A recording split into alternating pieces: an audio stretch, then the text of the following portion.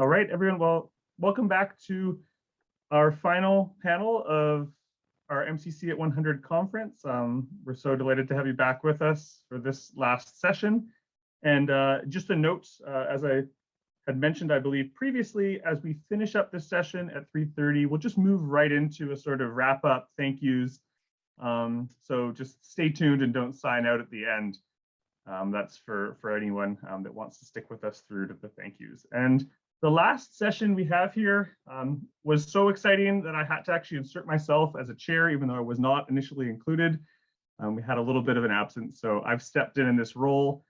And our session is entitled Service, Mission, and Partnership. And I'm just going to introduce you to the members of our session. So I'll begin with Alain Weaver, who you've heard mentioned a few times in this conference, I think, my dear co-organizer, who lives in Lancaster, Pennsylvania, and directs strategic planning for MCC. Before his current position, Alain lived and worked with MCC for 11 years in different parts of the occupied Palestinian territories, the Jenin District, Gaza, and Jerusalem, and in Jordan. He's the author and editor of several books, including Service and the Ministry of Reconciliation, a missiological history of Mennonite Central Committee being one of them. Lucille Marr is adjunct professor at the School of Religious Studies at McGill University in her role as chaplain and academic dean at the Presbyterian College, Montreal. She is a longstanding member of Mennonite Historical Society of Canada, including serving as a former president. She was awarded the MHSC Award of Excellence in 2020. Her publications include I Guess I Won't Be Able to Write Everything I See, Alice Snyder's Letters Home, 1948 to 1950, as well as Transforming Power of a Century, the Evolution of Mennonite Central Committee in Ontario. So indeed, an expert again in this field. Another presenter, Bruce Guenther, is here with us. He's served with MCC for over 13 years, including leading MCC's International Humanitarian Assistance Program and Planning Department as the Disaster Response Director. Bruce has helped lead MCC's responses to the 2010 Haiti earthquake, the conflict in Syria, COVID-19, and other complex emergencies and food security crises. He's currently on a leave of absence from his role working with the government, while he is working with the government of Manitoba's Vaccine Implementation Task Force. Bruce is a sessional instructor in International Development Studies at Canadian Mennonite University and holds a Master's in Development Studies from the University of Sussex. Bruce lives on Treaty 1 territory here in Winnipeg. Our final two members of the session are going to be presenting together. And they've worked together in the past. I've read one of their excellent co-authored publications. They are Laura Meitzner Yoder, who is a professor of environmental studies, John Stott Chair and Director of the Human Needs and Global Resources Program at Wheaton College in Illinois. A political ecologist, Laura's work centers on colonial land legacies, human-environment interactions, and land and forest governance with farmers and forest dwellers in Southeast Asia. She served with MCC in West Papua and in post-tsunami Aceh, Indonesia. Her latest book is John Stott on Creation Care. And finally, Phil Fountain is Senior Lecturer of Religious Studies at Victoria University of Wellington in New Zealand. An anthropologist, he's conducted ethnographic fieldwork on the Mennonite Central Committee in the context of Indonesia. He's published widely on the intersections of religion, humanitarianism, and development. So truly an impressive panel. You can see why I had to parachute in as chair to sit in on this one. So I'm excited to open up the panel. And I do want to begin by acknowledging that we are virtually here, but we are here in Winnipeg on Treaty 1 territory and at the heartland of the Métis Nation. And I'm going to go through the presenters in the following order as listed in the program. So we'll start with Alain, we'll move on to Lucille, then to Bruce, and finally wrap up with Laura and Phil. And so I'm going to turn it over to Alain to begin with the first paper, which is entitled Social Concern, an Evangelistic Witness, Anxieties about MCC's Relief and Service Programs in the 1950s. Alain, please take it away. Very good. Good afternoon and good evening. It's a pleasure to be with you. I'm joining from Lancaster, Pennsylvania, traditional land of the Susquehannock, Shawnee, Nanticoke, Piscataway, and Lenape nations. Starting in the 1940s and then becoming more pronounced in the 1950s, the question of how MCC's work of Christian social service and relief efforts related to mission took on some urgency as MCC grew quickly and transformed from an occasional mechanism for specific relief ventures into an agency with ongoing programs. As MCC expanded, Mennonite and Brethren in Christ mission agencies started to express multiple concerns about MCC. Foremost among these concerns were worries about MCC keeping word and deed together. Were relief and service within MCC eclipsing verbal testimony to the gospel? Theological concerns, meanwhile, went hand in hand with worries about how MCC, as a growing inter-Mennonite venture, related to its sponsoring churches and their agencies. A 1957 MCC Relief Study Committee of the Eastern Mennonite Board of Missions and Charities crystallized these anxieties. In a section of the committee's report entitled "The Problem of Social Service," committee members asked, in light of MCC's function as a relief organization and not as a church, and the resulting separation of relief service from evangelistic witness, is there not a very distinct trend to an overemphasis on purely social service?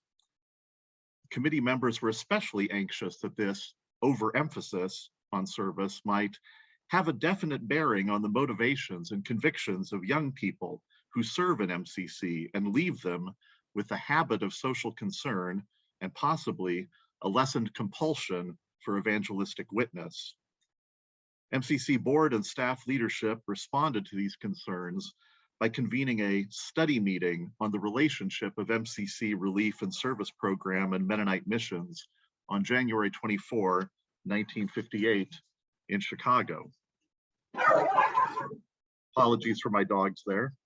The 2 decades preceding this 1958 study meeting had been a time of rapid growth for MCC, with MCC initiating new programs in 24 countries. During this same period, the number of conferences represented on MCC's governance board increased from 7 to 16.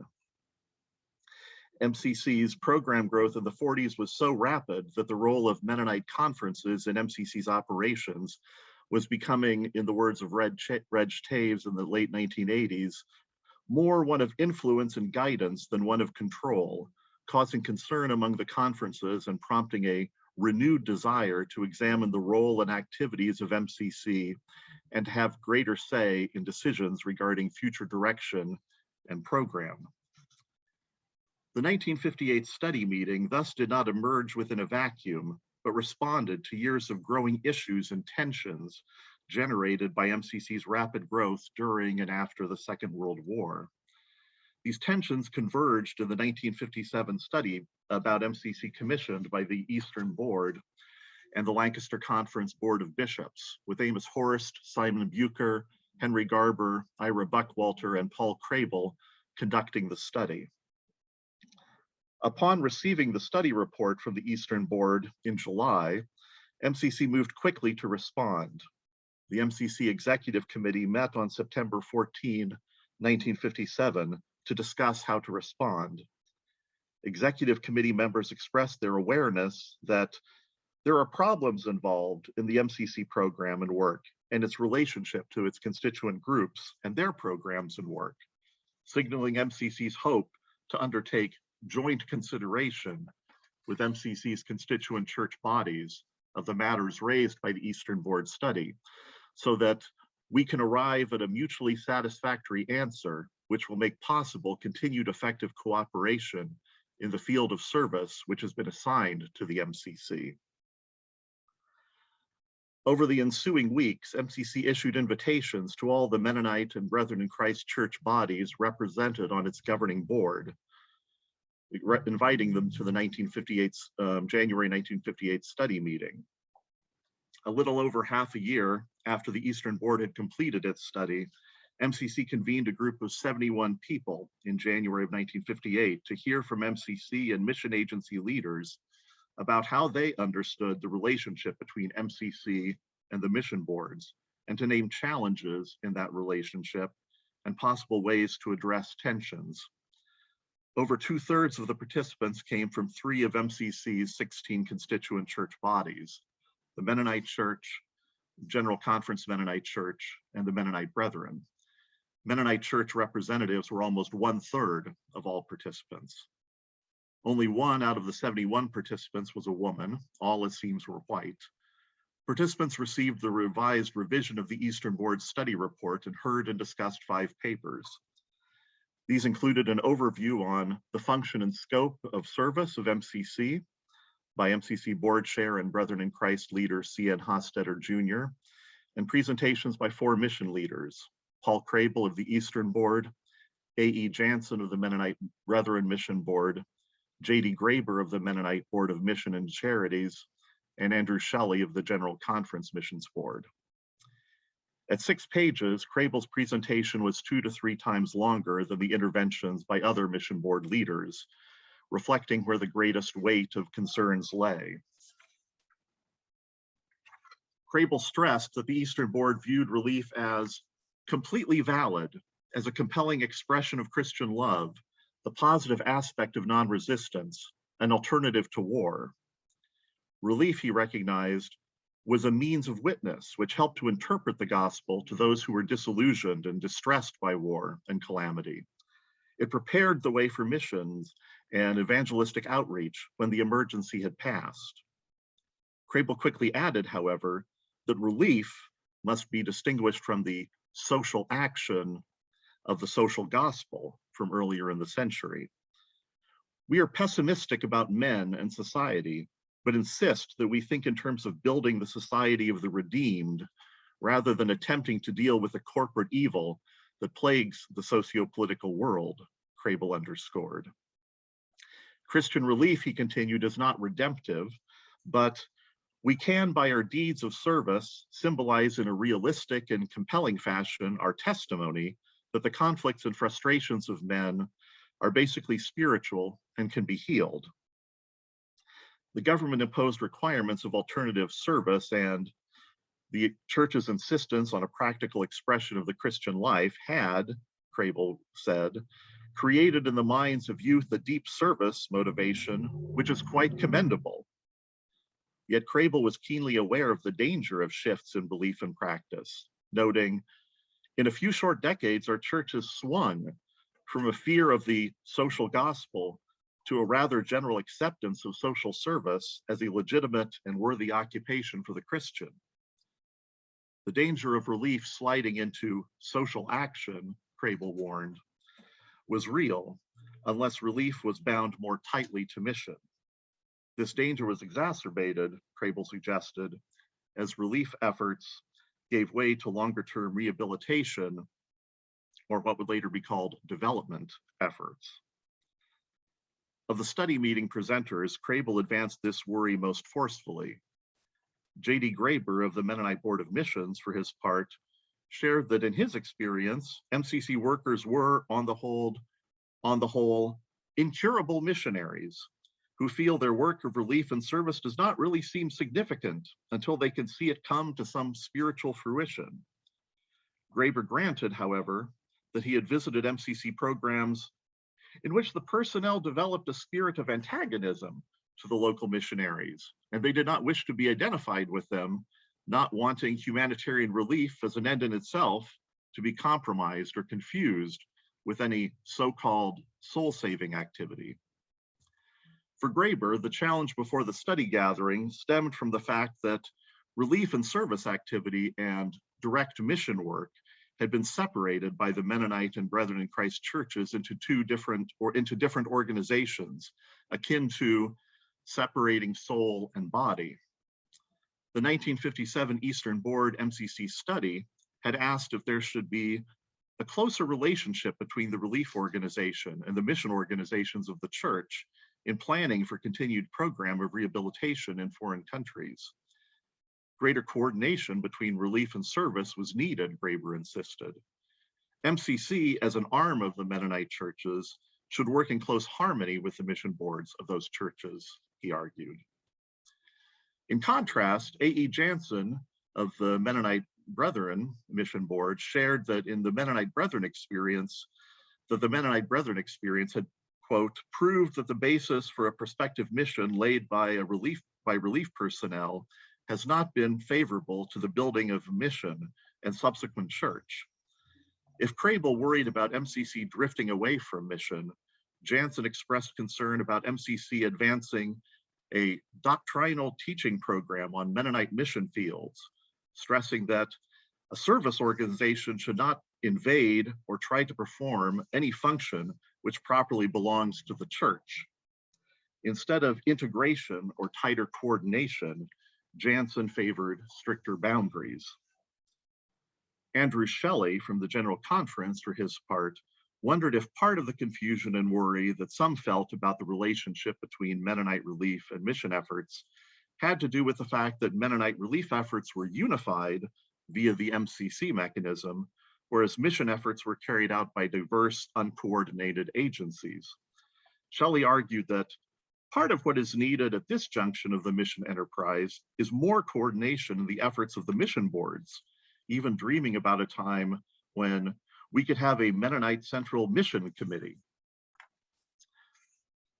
The fundamental concerns named at the study gathering about the relationship of relief and mission, and of MCC and the mission agencies, included several practical questions. Were MCC workers free to engage in evangelistic witness as they undertook relief efforts, especially when they were seconded to other agencies? Did these seconded workers receive spiritual support and guidance? MCC's practice of giving material aid to non-Mennonite institutions for distribution was questioned, with worries expressed about careless distribution to masses of people without a definite and distinct testimony by MCC workers to the gospel foundation undergirding the relief aid. In his official response, MCC board chair Hostetter granted that the danger of an overemphasis on purely social service existed and agreed that MCC's relief ministry in the name of Christ must be more than a nominal cliche. He argued, unless our workers know Christ, give themselves to Christ, as they give themselves for others and witness positively for Christ, our program falls short as Christian relief. Hostetter welcomed calls for closer collaboration and coordination between MCC and the Mennonite mission boards, while also reminding mission agency leaders of the role that their church's representatives had on MCC's board, and the role that their board members could have in instructing and enlightening MCC. Several months after the January 1958 study meeting, MCC relief worker Peter Dick sent MCC leader William Snyder several thoughts about the concerns raised at the meeting, stressing that he wanted to see relief workers on the field who not only do not have a package of cigarettes in their shirt pocket, but in its place have a New Testament. Dick concurred that MCC must indeed be on guard against becoming a purely social service agency, focused solely on correcting some undesirable aspects and evils of society. At the same time, Dick suggested that the attraction young people felt to MCC service reflected, at least in part, the reality that the old kind of missions, with its emphasis on preaching only, has largely failed, or at any event is failing today. The new day of missions is still not fully understood, but there are enough young people who suspect that modern man must be reached in a different way. And so he volunteers for a service that at least seems to be more promising in terms of results.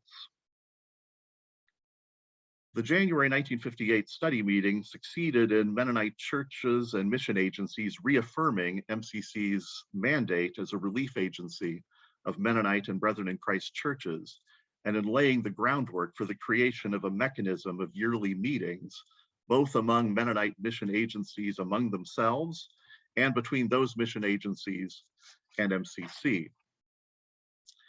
Over the next 2 decades, MCC and the mission boards returned repeatedly in yearly and special study meetings to practical and more fundamental missiological questions. How to preserve the spiritual fruits of MCC's relief efforts and of MCC voluntary service units through follow-up mission and church planting work. How did MCC's peace section complement or impinge upon Mennonite mission agency efforts to foster commitment to the peace witness among Mennonite churches globally? What were the roles that MCC and the mission boards needed to play as they sought to disrupt old patterns of relating to the so-called younger Mennonite churches in Africa, Asia, and Latin America, seeking, quote, new ways of mutual stimulation, sharing, fellowship, and fellowship and cooperation. These yearly meetings were spaces for open discussion, for administrators to share reports on recent visits to MCC units and mission teams, for joint planning, for studies, and for mutual counsel. The material conditions that had helped to generate the anxieties that led to the 1958 study gathering, namely MCC's rapid expansion, persisted and became more pronounced in the 60s and 70s as MCC became larger than any of the mission agencies, with hundreds of workers in up to 50 countries around the world and a strong following among Mennonite churches and individuals. Church and mission agency leaders recognized that conference influence and control over MCC had been significantly reduced. By 1976, when MCC and the mission boards reorganized and renamed their joint coordination space, the Council of International Ministries, or CAM, the coordinating body that continues today, this coordinating body was acknowledged by all to be a body with little decision-making power, a mechanism for information sharing and for influencing broad program decisions. Mission agency anxieties about MCC endured, but commitment to regular information sharing and ad hoc collaboration allowed MCC and the mission agencies in the 60s and 70s to manage these worries. The extent to which these anxieties have persisted and transformed over MCC's past half century is a topic for another paper. Thank you.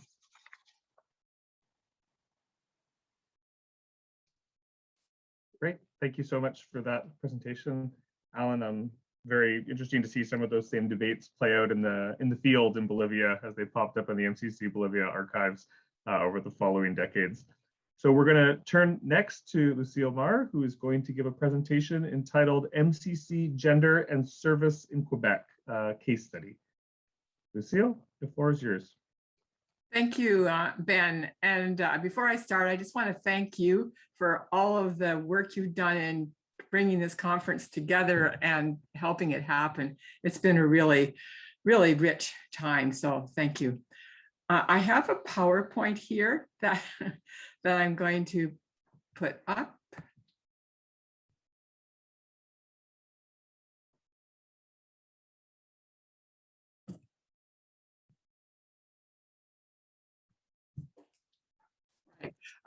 So this is Annie Brosseau here at the podium, probably at a Mennonite Brethren conference or maybe an MCC conference. And I'm going to start with a story where she is a central figure. As Annie Brosseau entered the front door of La Maison Nazareth on a spring day in 1991, the protective shell that had given her the courage to visit this AIDS hospice, like the winter's ice on the St. Lawrence River, broke open. For the previous 2 years, Nazareth House, located in downtown Montreal, had been fulfilling its mission to assist homeless AIDS victims to die with dignity. Annie's innate compassion brought her into relationship with her host, ill himself with the virus, as he revealed that the most senior of the 10 individuals in the hospice had succumbed to the dread disease earlier that morning. The tragedy of this kind of loss had touched Annie and her husband, Jean-Victor Brosseau, personally a few months earlier. Their former pastor at the church they had attended in Fresno, California, while they studied at the Mennonite Brethren Biblical Seminary there in the late 80s, had lost his brother-in-law to AIDS. Montreal was geographically distant from their former church, yet that community's grief brought home the knowledge of how close this disease that in North America most often affected men of une préférence sexuelle différente, des autres, as she delicately put it, was to the church. With her heart for marrying justice and compassion, she led the Frères Mennonites, as the Mennonite Brethren are known in Quebec, in her role as editor of L'Alliance des Frères Mennonites, or the Mennonite Brethren Connection, and I'll refer to it as L'Alliance from now on, to confront this difficult issue from their perspective as Christ followers. Between 1987 and 1996, the first decade of MCC's formal presence in Quebec, Annie Brosseau was one of the women who played a key role in making the transition of MCC from a community of volunteers from the rest of Canada, placed for short-term service assignments in Quebec, to having a French Quebecois leadership.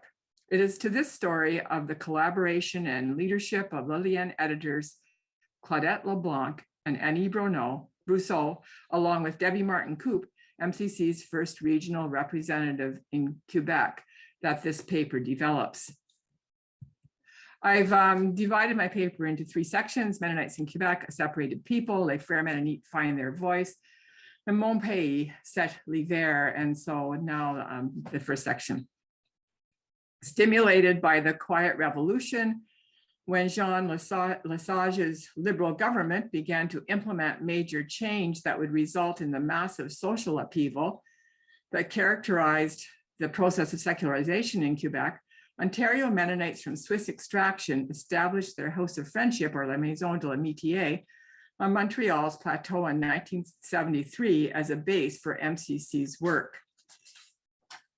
Meanwhile, another Mennonite presence made a much more dramatic impact. Aligned with the evangelical movement in Quebec that sponsored the Sermons from Science Pavilion at Expo 67, Mennonite Brethren Mission benefited from the revival that burst forth in the loosening hold of the Roman Catholic Church. Local Mennonite Brethren leaders quickly asked for a Quebec church with its own powers of decision-making. Their insistence on a French language paper, distinct from the Mennonite Brethren Herald, provided a forum in their language where they could communicate in their own voice. On Ernie and Lydia Dick's retirement from active ministry in Quebec, the Frères Mennonites would turn to the other Mennonites and begin what was to become a meaningful relationship with MCC. And now to Les Frères Mennonites find their voice. And this is a page from Lillian when Annie is taking over from Claudette LeBlanc as editor of Lillian. The 1970s was a turbulent time in Quebec, beginning with the October crisis, ending with the federal government's imposition of Canada's War Measures Act, never before enforced outside of wartime in Canada. In these frightening times, the salvation-only message preached by many evangelical groups, as historian Bruce Guenther has put it, was seen to be inadequate for addressing the pressing social problems in the province. Even as tensions were escalating between Quebec and the rest of Canada, vigorous debates on women's leadership unsettled the Canadian Mennonite Brethren. While the debate was overpowered by male voices in Quebec, FM women gained the voice in these difficult times through their denominational French publication, reflecting the well-articulated feminist movement that was part of the massive social upheaval in Quebec. LeBlanc and Brosseau led their readers in embracing the Mennonite organization that was best placed to help at least as they believed, to help Les Frères Mennonites in the aftermath of the Quiet Revolution to develop a practical Christianity with tools and programming that could aid them in becoming church. Mon pays, c'est l'hiver. My country, it's winter. FM francophones were among the evangelicals who longed for a country, the yearning that Gilles Vigneault expressed so well in his Mon pays, c'est l'hiver. Les Frères Mennonites were torn between their rising national identity and the Mennonite evangelicalism that had drawn them into its distinct cultural practices, a different history that included music, fiction, and food, this community that showed them Jesus' love. The Dicks' departure after 26 years of ministry in Quebec marked a turning point. Les Frères Mennonites were free to explore new ways of expressing the gospel that would aid them as evangelicals to shift their focus from counting new converts to addressing the significant needs in their society. It also signaled the moment when 7 years after an MCC consultation in the church in St. Rose, a regional representative could be placed in Quebec. Much soul searching led Debbie Martin Coop, daughter of pioneer Mennonite church missionaries Janet and Tillman Martin, to apply for the position. Having grown up in Quebec, she was fluently bilingual. She was also an evangelical Quebec style, where denomination was less important than it was in the rest of Canada. Having served as an MCC volunteer herself during their shared pastorate from 1980 through 1987, she and her husband, Robert Martin Coop, played an integral role among the cohort of MCC volunteers in Montreal. The latter made up a large percentage of the Mennonite Fellowship of Montreal, which shared a home with MCC's Montreal base at the House of Friendship. Strategically shifting location from La Maison de l'Amitié to bring MCC closer to the Frere Mennonite community, MCC placed its Quebec headquarters at the Mennonite Brethren College in St. Laurent. With Lalienne's editorial office also situated at the college, opportunities abounded to connect with Les Frères Mennonites through a developing relationship with the paper's editors. Lalienne promptly brought reader attention to MCC, highlighting the organization's work and its potential within the province.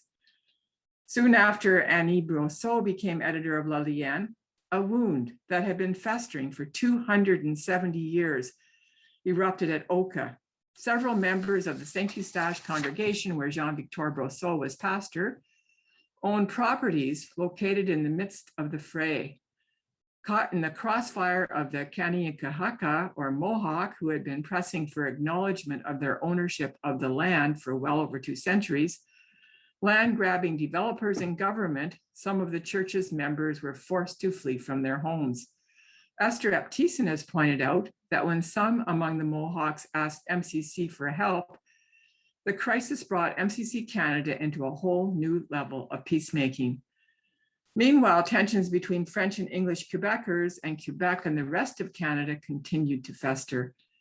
In the aftermath of the failure of the Meech Lake Accord, hoping to gain a clearer perspective on their Quebecois co-religionists, MCC Canada invited a dynamic young Quebecer to speak at its 1992 annual meeting in Boissevain, Manitoba.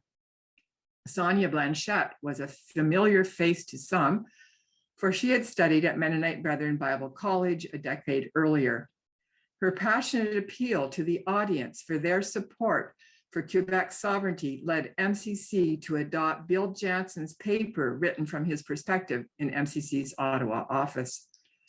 A formal acknowledgement of Quebec as a distinct society, underscored by the recommendation that Mennonites urged the federal government to give more space for concerns coming from Quebec, bolstered the growing relationship between the Frere Mennonite and MCC. By this point, the mood in the FM congregations had shifted. Growth had reversed, and decline was clearly evident. Pastors struggled with conflicts in their congregations. Some resigned, leaving pulpits empty. Women sought to have their voices heard. Some members struggled with unhealed personal issues.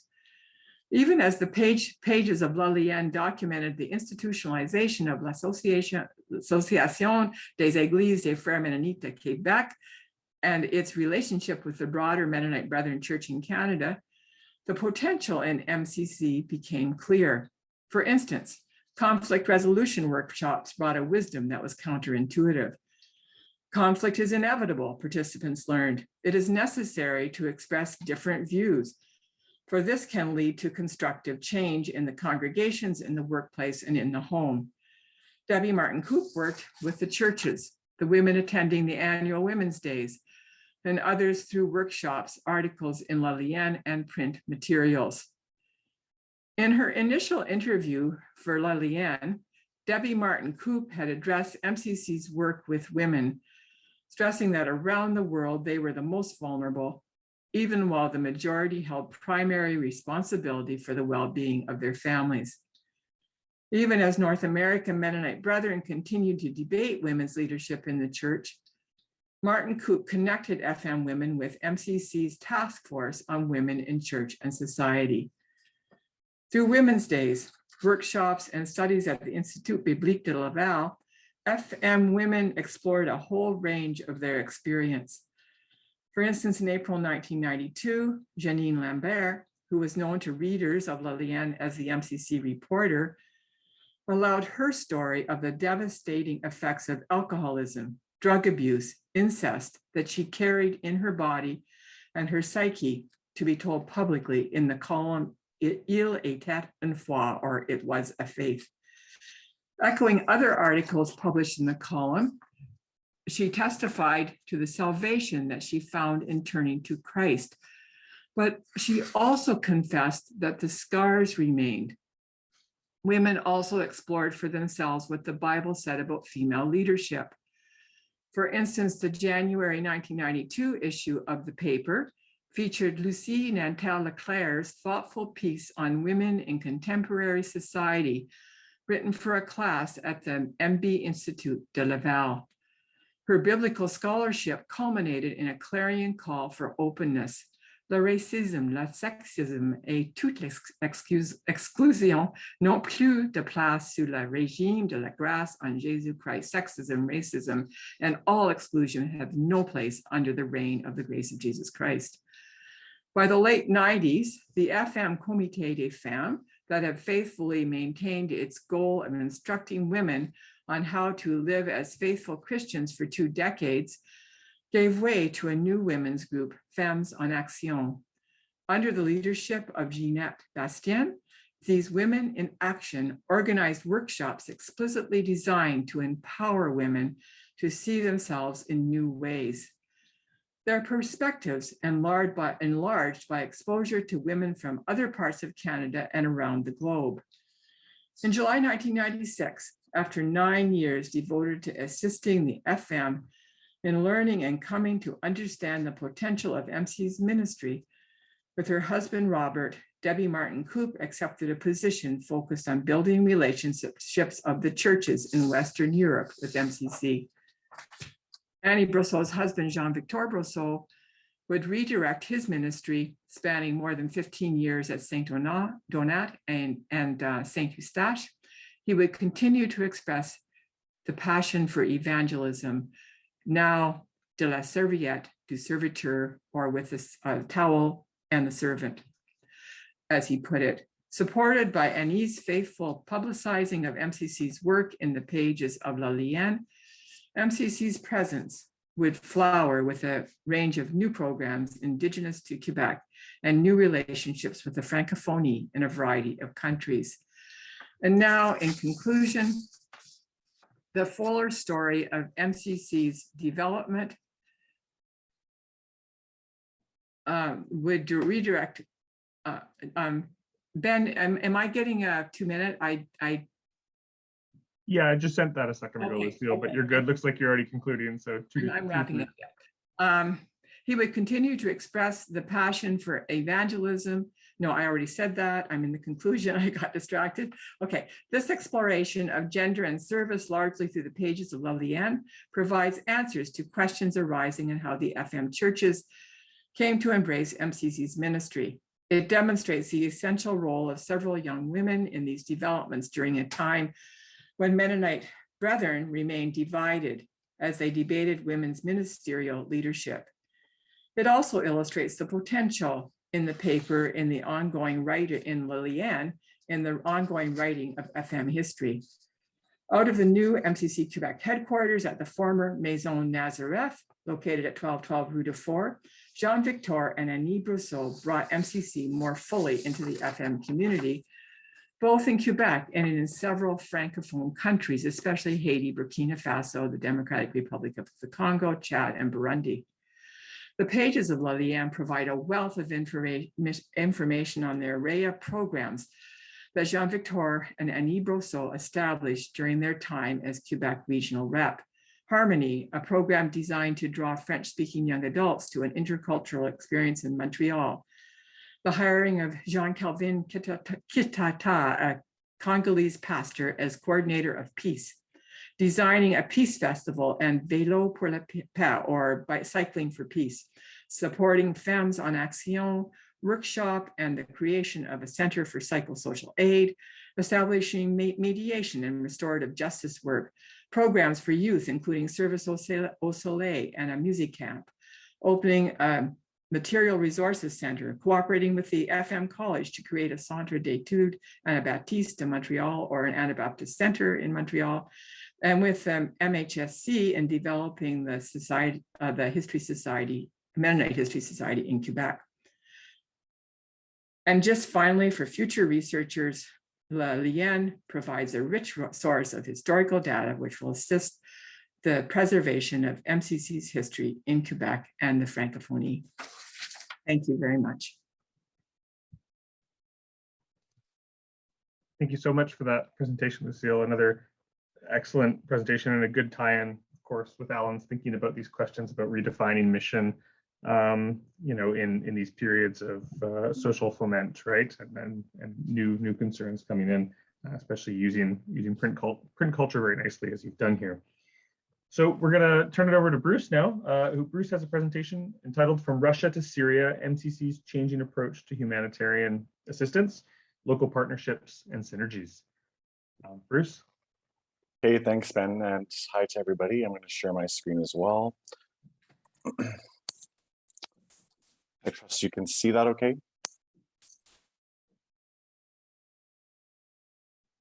Yeah. Okay, thanks. So yeah, overall, I want to explore today some examples from my experience with MCC more recently, but also it obviously ties into 100 years of that work. And my argument is that MCC is a leader in integrating humanitarian assistance, community development, and peace building, and that we do that well through our local partnership approach. And that in our next century, as we go forward, that we need to continue to strengthen our capacity to support and learn from those partners, and in order that we can meet core humanitarian standards and our stated project outcomes. And maybe to borrow a phrase from Robert's presentation this morning, I would say, to me, this is what the church looks like in action. Okay, so just a brief outline. I'm going to go over some context and key trends in the humanitarian sector. Then I'm going to talk about 4 different themes. So how partnerships can enable humanitarian access and accountability, how that community-based response can prevent conflict and build peace, how long-term approaches are needed in order to build resilience, especially to climate change, and how we as MCC use peace building as we create spaces for peace in order to we engage in peace building also through a relief and development approach. And then I'll conclude with some recommendations on capacity building. So just an overview of the humanitarian context. There's currently 82 million people that are displaced globally in 2020.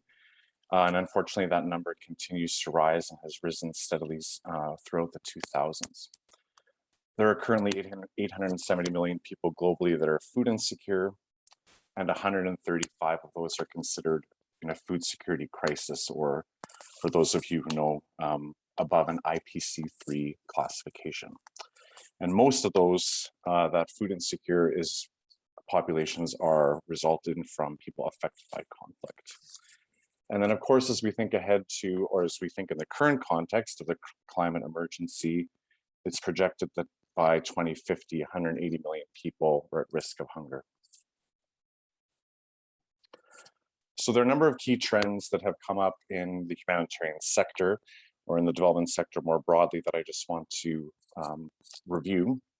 So one is an increased emphasis on the localization of humanitarian assistance. And this is something that is not new to MCC, but there's a global push now that instead of relying more on international non-governmental organizations, that there needs to be more of an approach on building local partner capacity and funneling more resources through local organizations. And that's not new to MCC or to other faith-based organizations, but there's a global push to get away from some of these large direct implementing organizations. The other one is called the triple nexus, and that's how we integrate humanitarian assistance, community development, and peace building. And that's within the current funding structure globally. These are often siloed approaches and are funded through different streams. But now there's a big push to think, how do we integrate our relief development and peace building, our humanitarian development and peace building work into one program, recognizing that those boxes aren't necessarily meaningful. And then the third overall trend, I would say, is a growing call for more accountability for humanitarian organizations and the need for them to adhere to humanitarian standards and be accountable to the people that they're serving.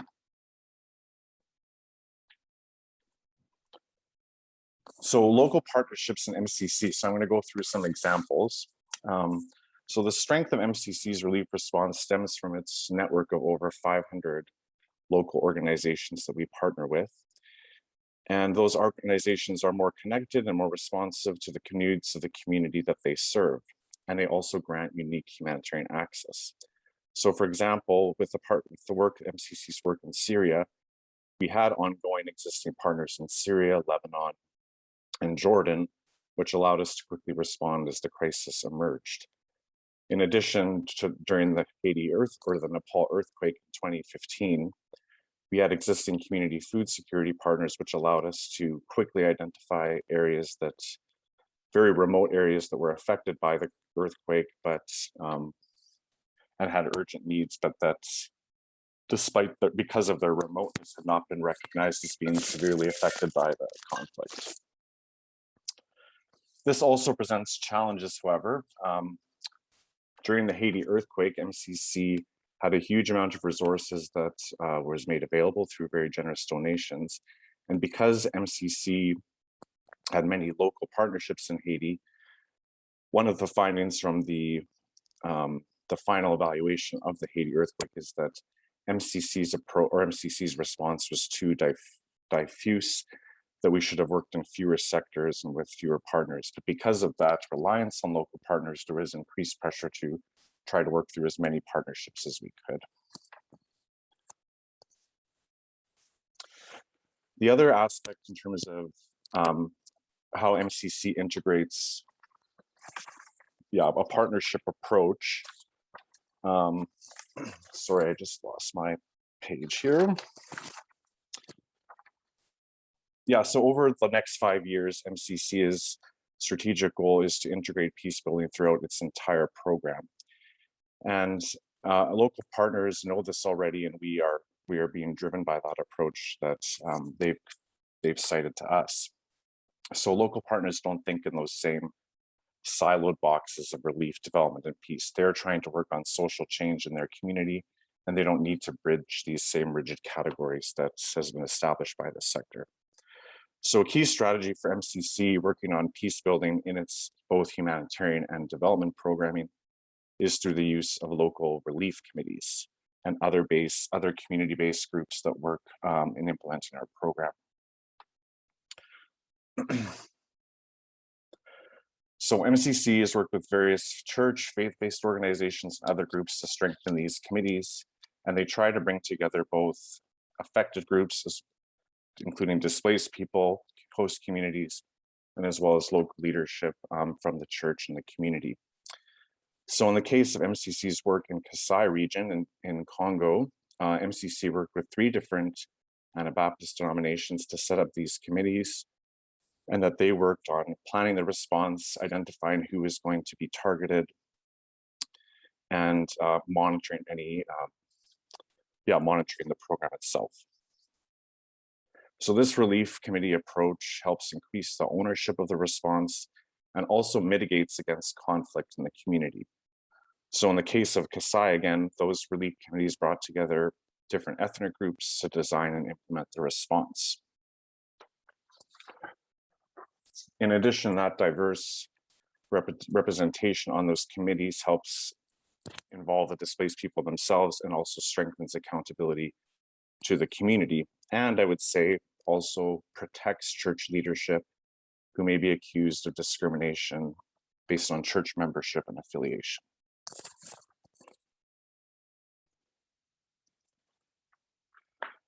MCC's partnership approach is based on long-term partnerships, and that's crucial when we're working in areas like food security and health. Maintaining long-term relationships are crucial when we're trying to support communities adapt to climate change, including shocks and stresses that have become more severe and frequent. Development interventions must recognize that vulnerability is the key driver to chronic poverty, and reducing exposure to shocks and supporting the community's ability to cope is key to building resilience. So this requires an approach that focuses on risk reduction over time. So for example, with small scale farmers, that means trying to mitigate a predictable shock, which is focusing on seasonal food insecurity. MCC is engaged in numerous communities to promote both conservation agriculture while doing that alongside providing timely seasonal food assistance to those families. And much of that social safety net and agricultural programming is supported by MCC's account at CFGB, or Canadian Food Grains Bank. And unfortunately, in recent years, we've been more limited in being able to implement that program because Global Affairs Canada wants to focus its food assistance exclusively on humanitarian contexts.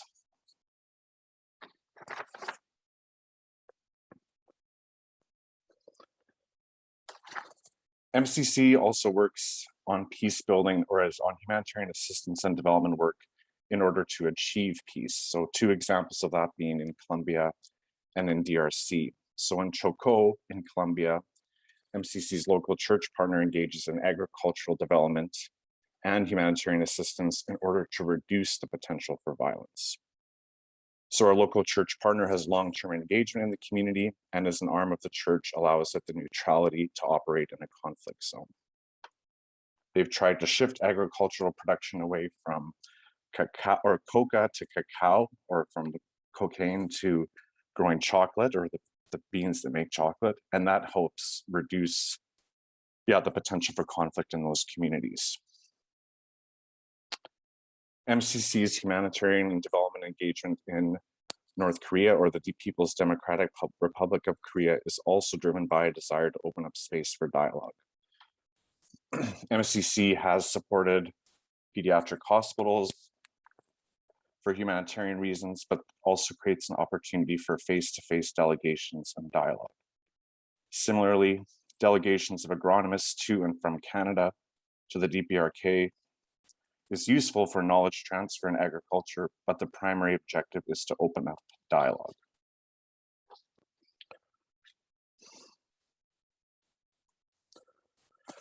So just to conclude, based on kind of my research and my experience with MCC, I want to conclude with three key points, which is, one, that MCC needs to continue to focus on the number of programs and partnerships in order to better build capacity within our program and to better promote partner learning. And then I think a key strategy, which has been named in numerous reviews internally, is that we need to shift our focus more on supporting our national staff in the country offices and move our focus away from what I would say is a missionary model. And then in order to do with doing those two things, I think the focus then turns to how do we then build longer term projects with a longer term focus with that integrated response. Thank you.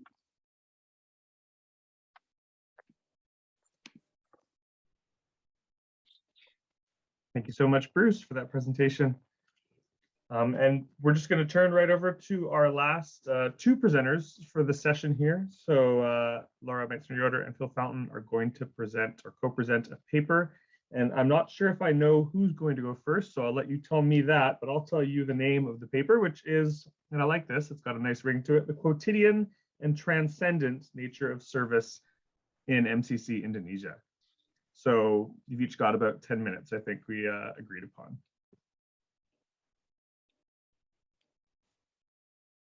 Okay, well, kia ora koutou, he mihi mahana, kia koutou katoa. Warm greetings from Aotearoa, New Zealand and Wheaton, Illinois.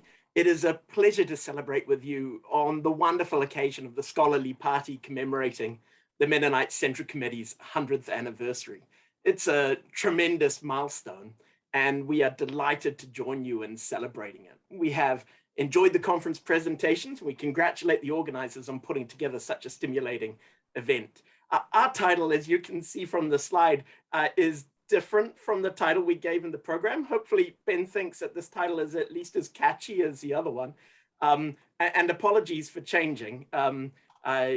We decided to go with this one. So our presentation today considers a celebration of service within MCC. The purpose of this conference, as we see it, is to celebrate the centennial anniversary of the Mennonite Central Committee.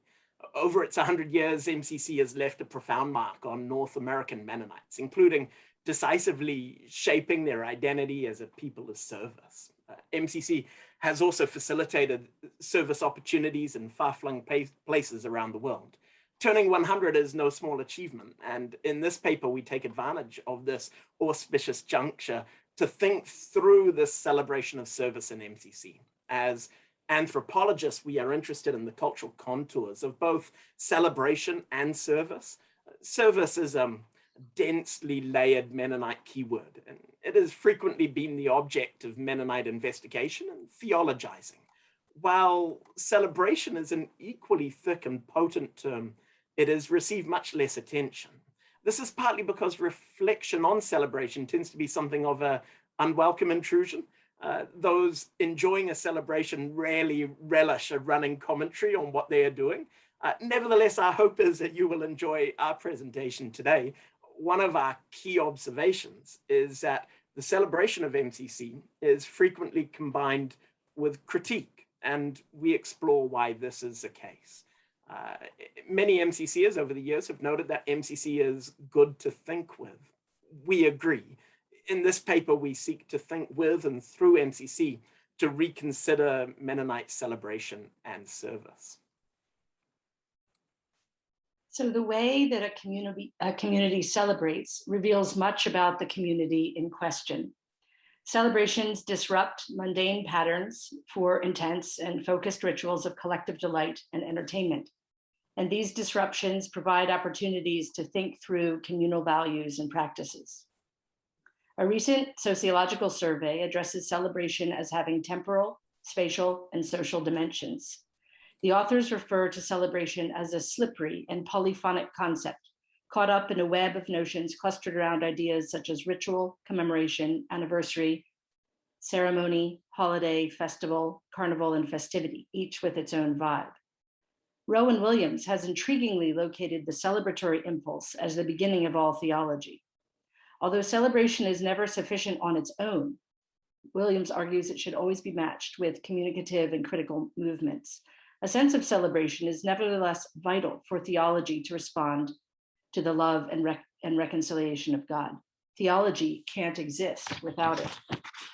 So drawing on these analyses of celebration, in this paper, we want to celebrate service within MCC through an analysis of MCC celebrations. So Philip starts out our paper by noting that while a scholarly conference is not everybody's idea of a fun time, commemorative conferences and ensuing publications have been enduring features in celebrating MCC anniversaries. And I then consider some of the rituals of celebration that have been produced over the past 18 months, drawing largely on the celebration of MCC's 100th anniversary in the US. Well, Lucille Marr has observed that the history of MCC has primarily been an oral tradition. And yet it is also true that MCC has long been bathed in a prolific textuality. The sheer volume of scholarly writings on MCC is staggering, including the quarterly publication Intersections, and prior to that there was Intercom, and then reports and more reports and monograph series and all sorts of things. In this section, we want to think through a series of scholarly volumes that commemorate MCC anniversaries. As you can see on the slide, we focus on 3 collections, and each is pure gold for scholars of MCC. The editor of the Mennonite Quarterly Review in 1970 was John Oyer. His preface to the special issue marking MCC's 50th anniversary opens by noting that, this is a quote, "It is difficult to overestimate the significance of the Mennonite Central Committee for recipients, participants, and supporting churches."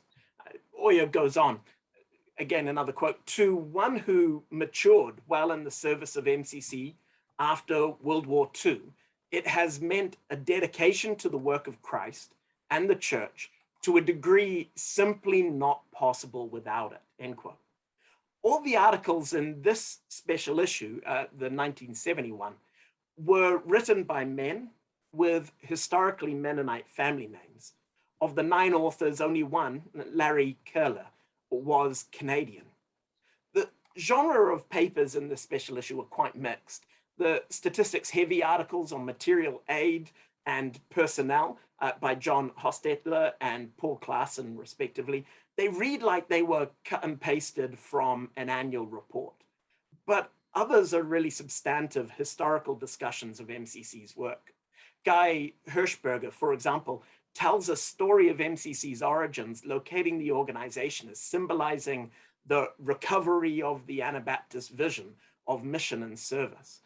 And he thinks that this reflects a profound American Mennonite awakening.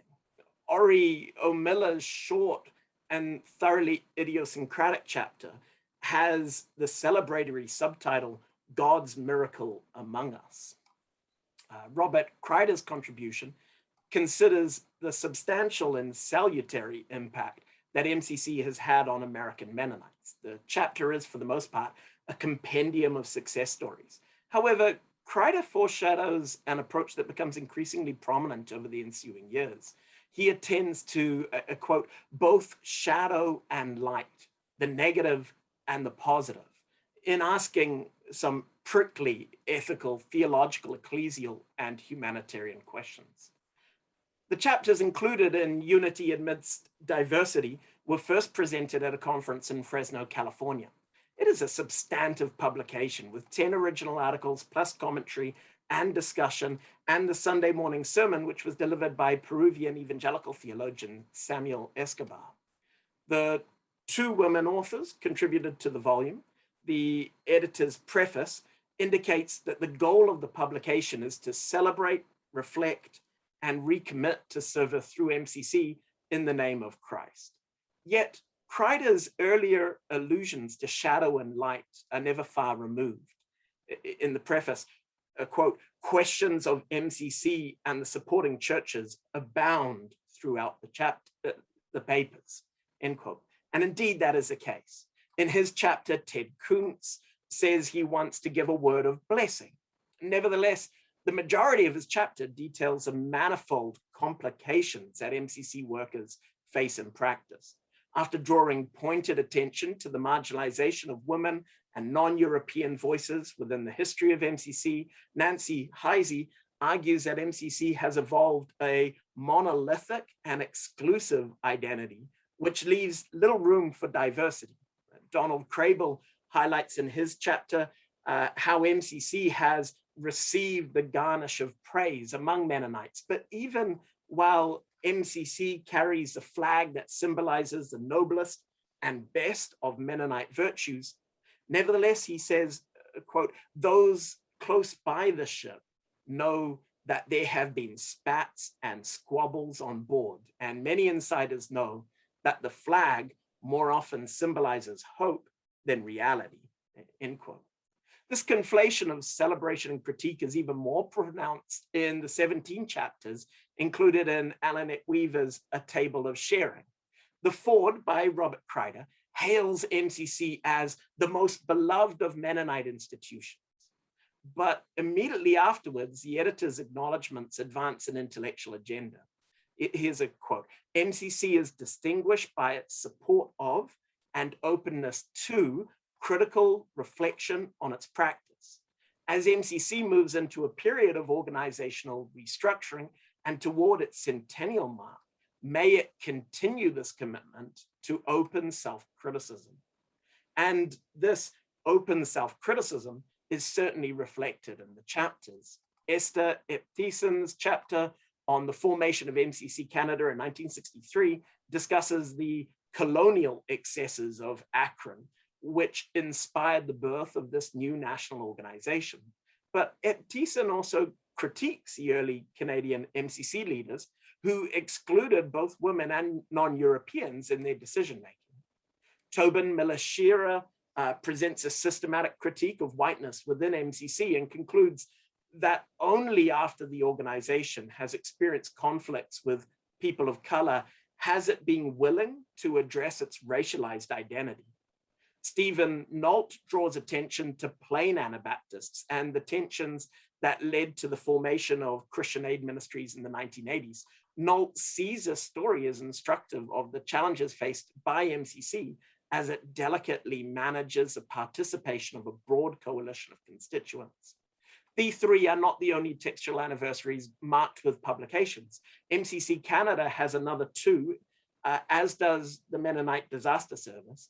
PAX and Alternative Service both have 50th anniversary publications. Particular country programs have also marked their own textual anniversaries, including Indonesia and Palestine. And during the Q&A, we're really hoping to learn of others that you are aware of. Nevertheless, even our restricted focus here on just these three publications is instructive.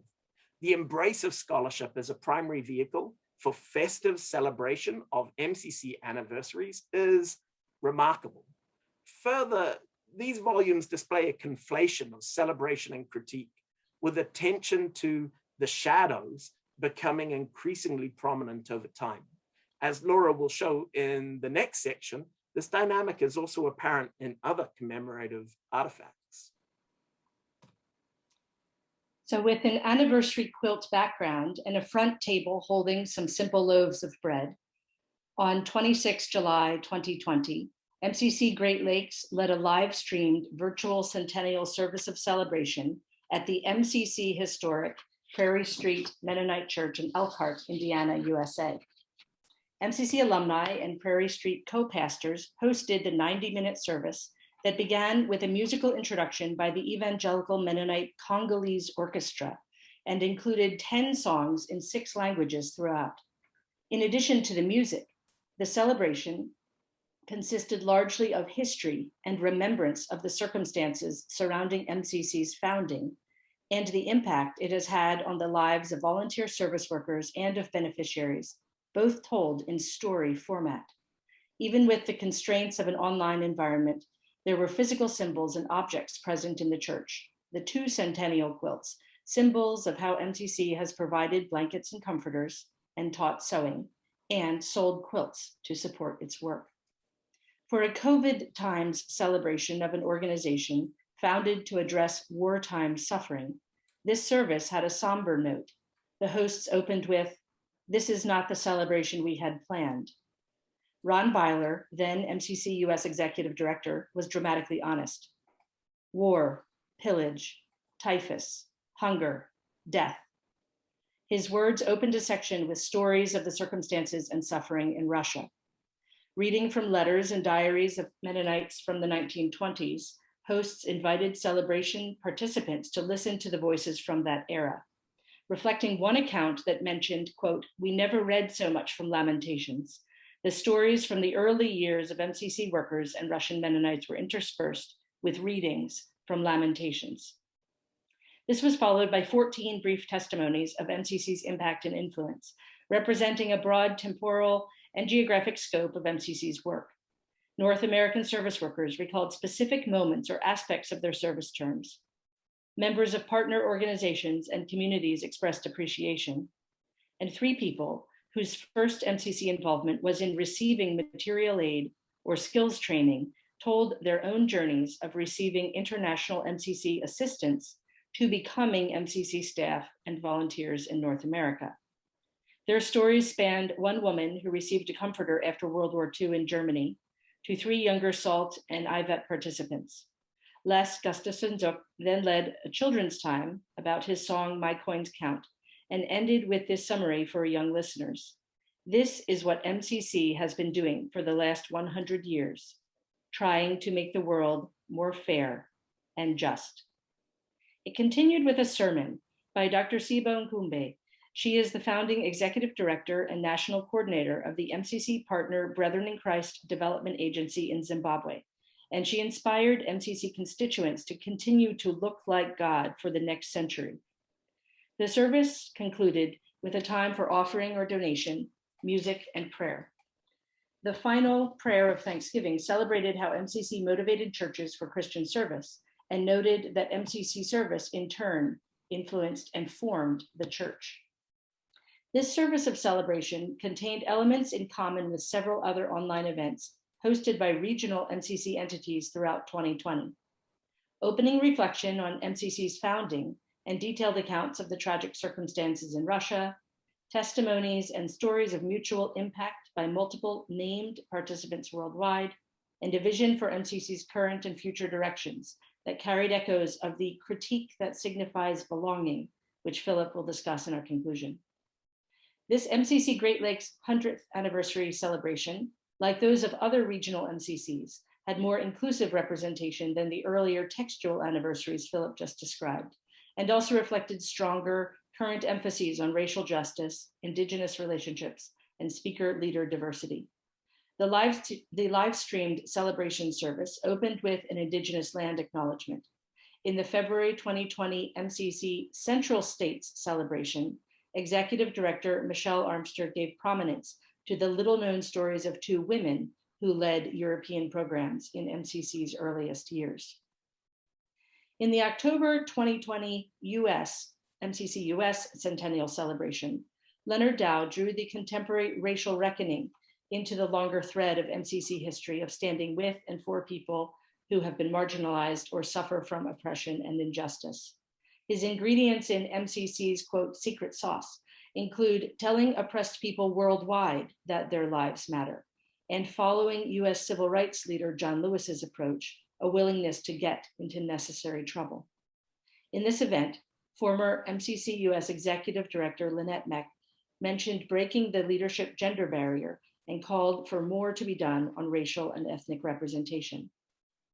Anne Graber Hirschberger concluded that celebration, while at the same time accepting her appointment handover to be the new MCC US Executive Director. And Philip, if you could change the slide there. She concluded with these words: "Now, as we bring this service to a close, we are grateful that MCC has much to celebrate from our beginnings in 1920 to work in 50 countries today. We also confess that we haven't always made the best decisions as an organization or as individuals in it. We welcome the opportunity to learn and to grow." This closing perfectly encapsulates the sentiment conveyed by each of the centennial services, that the celebration of MCC is incomplete unless it is accompanied by critique, lament, or confession, as we've seen in the past 3 days together. In our paper that accompanies this talk, we will also discuss the Centennial's online and print resources that consist largely of collected stories. We also reflect there on anniversary events and texts associated with MCC Indonesia, which similarly emphasize personal, idiosyncratic, and quotidian narratives. And of course, we continue to learn in and through this conference itself, an MCC anniversary celebration in the making.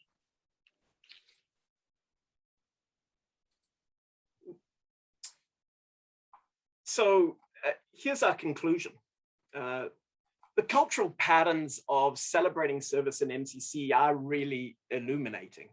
Because it appears so counterintuitive, the predilection to utilize scholarly conferences and publications to celebrate MCC anniversaries is thoroughly noteworthy. As scholars, we want to say, we delight in this peculiarity. MCC is indeed really good to think with. In continuity with the ethos of these scholarly conversations, MCC centennial services included pointed critique and sober confession. And this interweaving of Kreider's shadow and light is a distinctive feature of MCC festivity. But what explains this conflation of celebration and critique? In conclusion, we have a few quick points to make. First, Jim Urry has suggested that the Mennonite Central Committee is the United Nations of the North American Mennonite world. It is a space in which diverse Mennonites debate their issues and launch diplomatic broadsides at each other. Part of the function of the Mennonite Central Committee, therefore, is to provide space for conflict. Second, critique is an important mode of expressing belonging. Criticism is one of the primary ways in which Mennonites discursively possess MCC as their organization.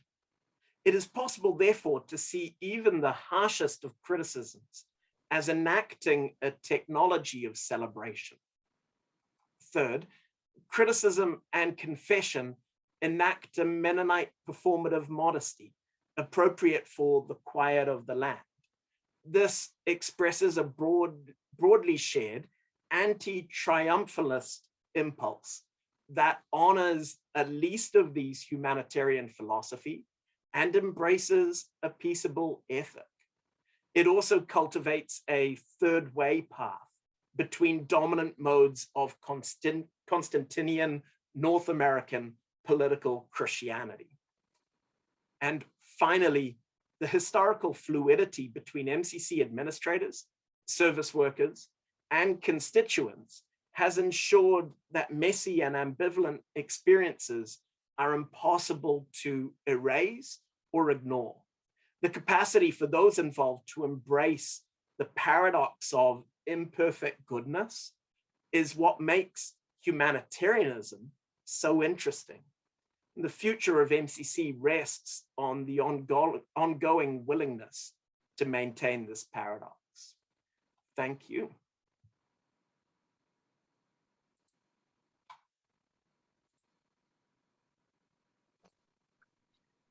Thank you, Phil and Laura, for that. You completely have ambushed me, so I'm at a loss for words here, but I think it's a nice turn in a very meta sort of way to now reflect on the very thing that we are undertaking here. So we have a few questions trickling in. I've got some of my own if we need them, but I hope we'll have a robust question and answer period here in the last 40 minutes or so before we wrap up this conference. So let's see what we've got. Turning over to Q&A. I put one in the chat as well. Okay, yeah, I'll scan the chat. There's a couple more in there too. But I think Ron Ratzlaff came in first here. Question for Bruce. Can you describe more fully the statement regarding CFGB projects that, quote, that GAC wants to focus more on humanitarian projects? Does that mean less on what we call, quote, development? Hey, thanks, Ron, for your question. And I was rushing there, so I omitted some stuff. So what has happened is CFGB used to receive funding, what was called the Food Aid Office, which kind of was its own bureau within Global Affairs Canada, and then got subsumed by what we call Humanitarian Affairs Branch. And so what I was trying to explain kind of throughout my paper or throughout the discussion was, to me, those boxes of humanitarian work, development work, peace building work they're blurry between them, and they shouldn't be as distinct as we are. And so what I was trying to say is that food assistance provided on a seasonal basis helps prevents people from going into an acute crisis. And so it's both a development intervention as well as a risk reduction intervention. Because that funding had been moved into humanitarian assistance, they said you can't do any more of that kind of safety net programming, risk reduction programming. You have to focus it more on very high needs humanitarian situations. And so we weren't as able to do that agricultural work alongside that safety net programming like we used to. But now in the last year, because of this triple nexus emphasis, they have said, well, why don't we try this combined relief and development work? And so now we have new funding for a new and innovative program that combines humanitarian assistance and development work, which was work that we were already doing. So, so there was kind of a narrowing of that funding, and now there's again this broadening of our ability to kind of cross between those different sectors.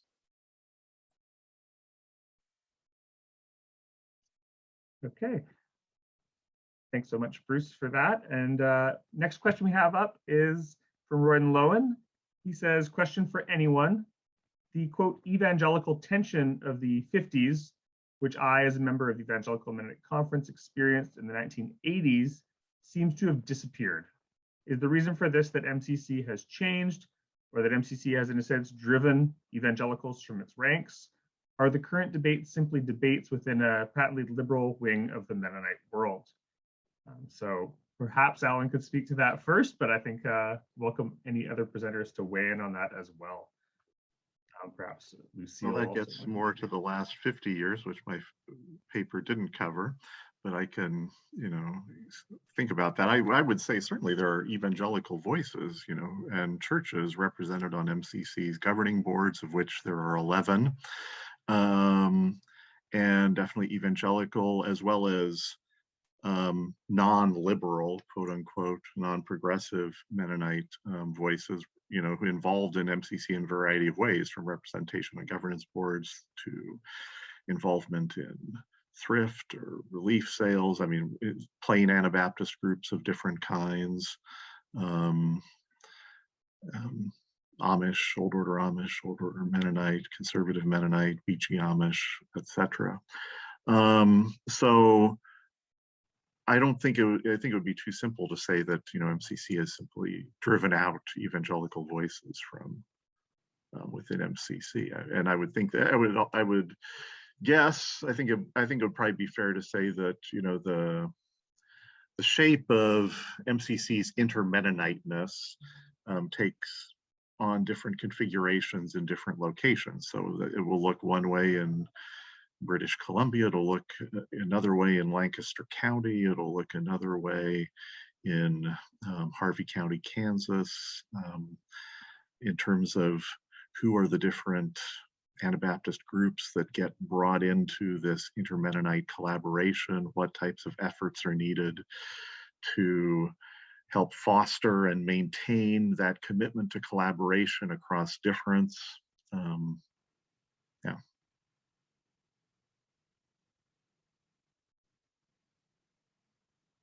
Would other members of the panel like to weigh in? Lucille, are you interested in speaking to that? Yeah, I don't know if I'll be answering directly Roy's question, but I'll share what comes to mind. In Quebec, one of the reasons I did this paper was because when I came here 20 years ago, I was really struck by the MCC presence being within the context of the Mennonite Brethren, which was not my experience in other parts of Canada that I've lived. But in terms of collaboration and so on, the regional reps have found that they get more response from the Mennonite Fellowship of Montreal, which is the English, Mennonite congregation here, the one English Mennonite from Mennonite Church Eastern Canada here in Quebec. So it's an ongoing kind of tension.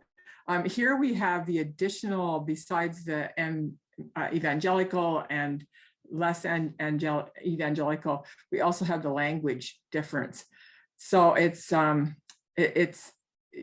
always a challenge, but MCC has done really excellent work here by virtue of the Mennonite Brethren having here in Quebec having embraced it, and the other Mennonites, if you will, the English other Mennonites have really tried to work together and have been supportive. So it's been I think it's been a pretty rich relationship and rich connection here. Maybe just to weigh in from my perspective. So when we talk about MCC partnership with churches, of course, like there is the partnership we have with Canada and US based churches, whether that's English or Francophone speaking or other languages. But then there's our whole network of global Anabaptist partners and global church partners, which I would say in my experience would be more on the evangelical, on that spectrum, if we believe that's a spectrum.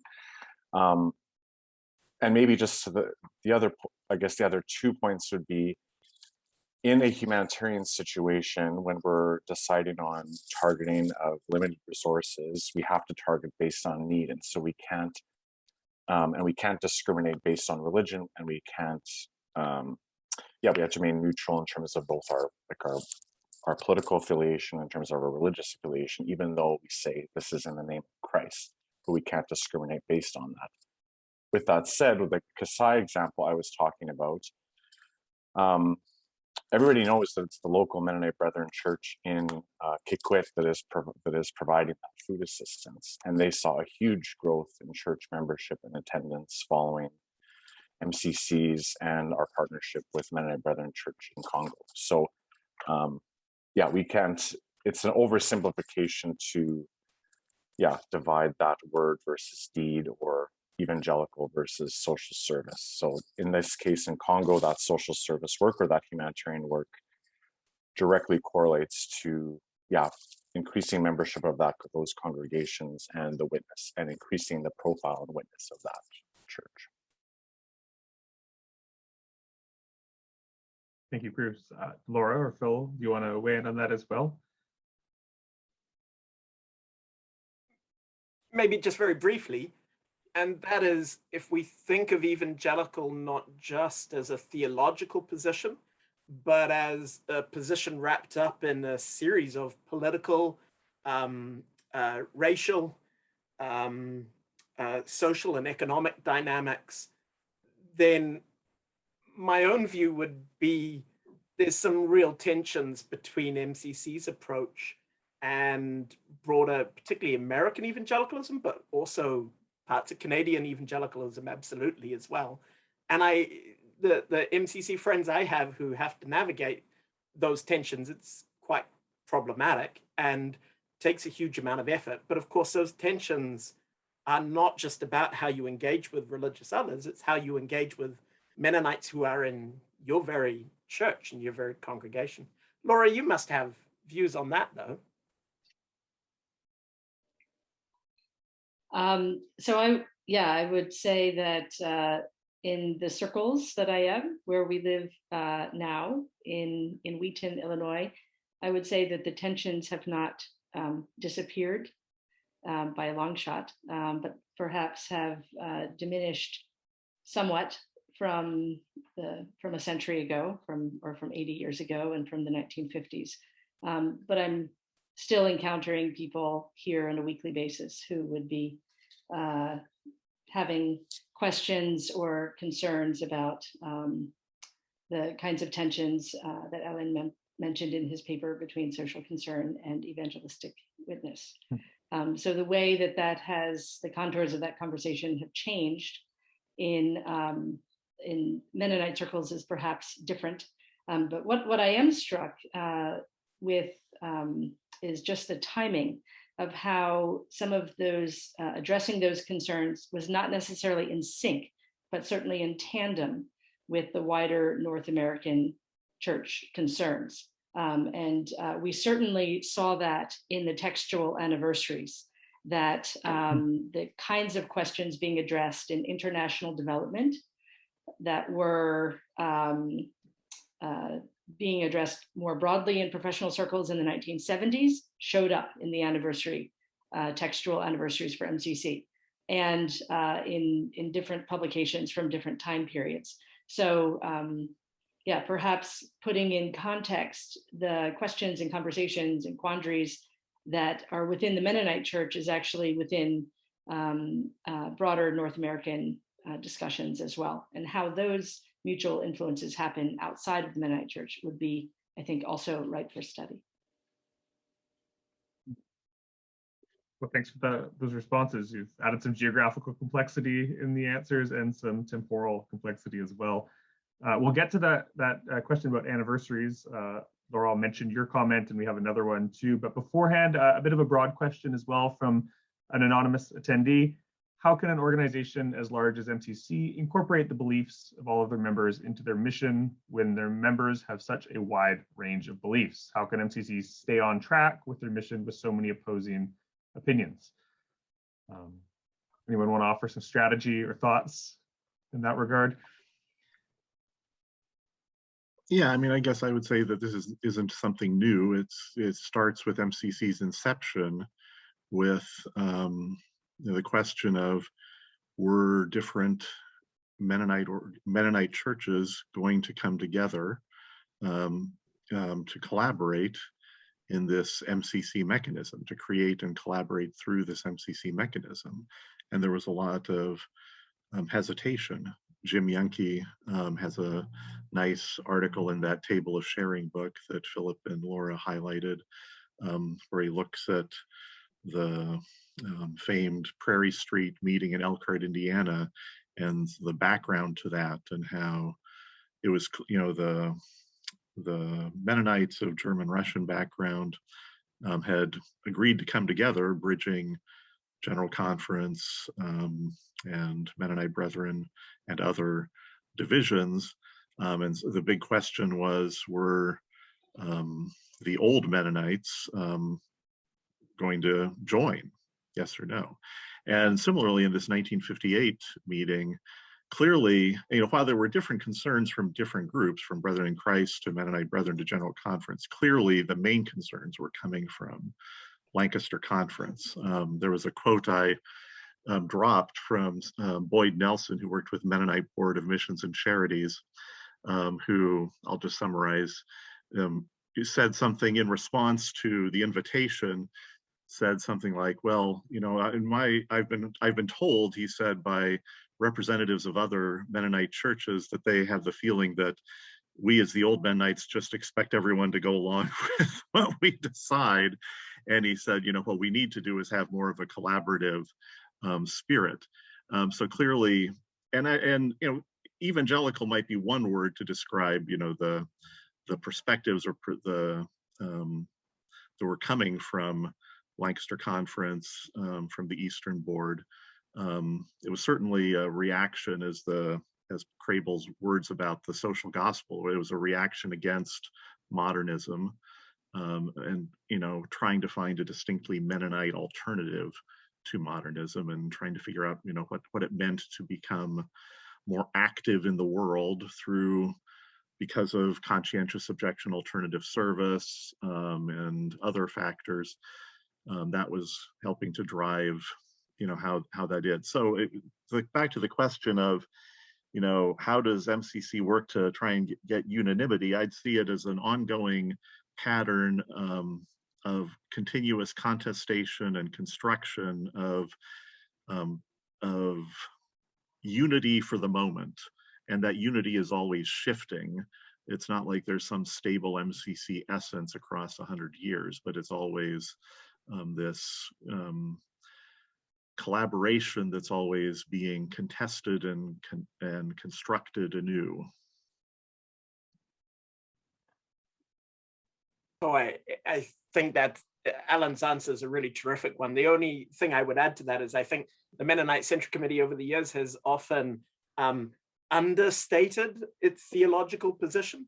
For example, it didn't have a creedal statement until after New Wines, New Wineskins, and then it introduced the global Anabaptist statement. And so this kind of process of not identifying too clearly exactly what the theology is actually facilitated those conversations that Alan was talking to, but also underplayed exactly locating itself very clearly theologically. And so by understating belief, emphasizing practice, what was it that many MCCers told me when I was doing my research? Faith divides, service unites. And so emphasize the service, emphasize the thing we can do together rather than the things that we're going to debate about. And I think that's been remarkably successful for MCC. Lucille. May I weigh in for a minute? As I've been listening to papers over the last 3 days and so on, something that's coming to my, coming to the forefront of my mind is how sometimes as historians, and certainly as people that are in different kind of faith traditions or different understandings, have trouble listening to each other, trouble hearing each other. And we've been hearing quite a bit about listening to the other in various cultures and various issues going on in the world. And I think we also need to listen to each other.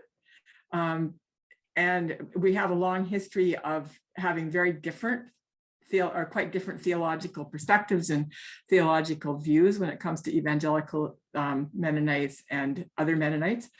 But that would be a place that I think we could go into the listening is to each other, and also listening to what people are forefathers and mothers, people, mostly forefathers in MCC, in history, what their context was and what they were attempting to do. So I just want to, I've been thinking about that it's really difficult, I think, to listen to people that we've had a long history of not having the same views as. And I think that's a place that we could be more intentional.